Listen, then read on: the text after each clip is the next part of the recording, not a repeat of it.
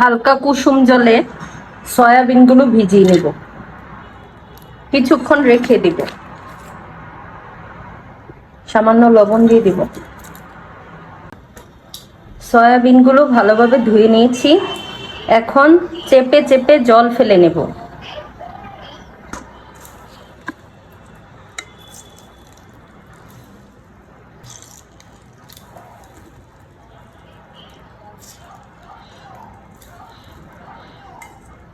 তেল দিয়ে দিব,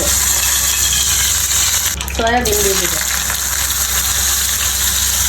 লবণ দিব,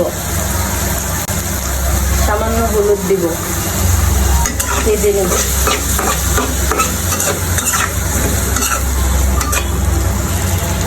লাল করে ভেজে নেব। ভাজা প্রায় হয়ে গেছে, এখন তুলে নেব।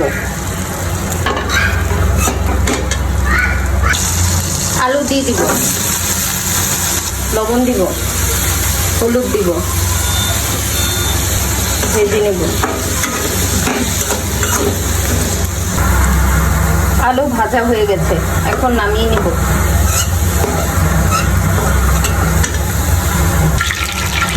দিয়ে দেব শুকনো মরিচ, তেজপাতা, গোটা জিরে, আদা বাটা,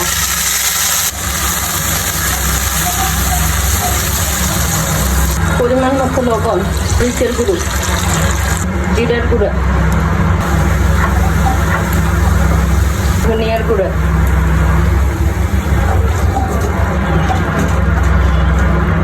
হলুদের গুঁড়ো।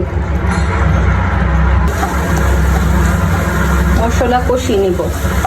এখন দিয়ে দিব টমেটো কুচি। মশলার সাথে কষিয়ে নিব। আলু সয়াবিনগুলো দিয়ে দিব।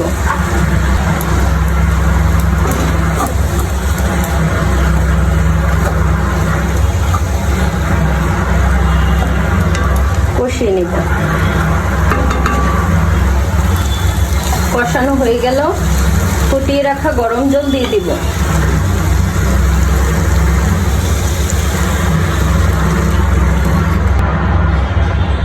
ঢেকে দিব।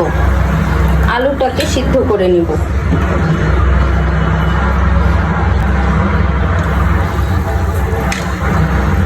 এখন দিয়ে দিব কাঁচামরিচ, ধনেপাতা কুচি,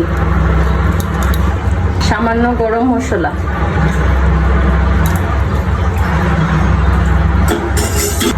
ঢেকে দিব। কিছুক্ষণ পরে নামিয়ে পরিবেশন করে নিব।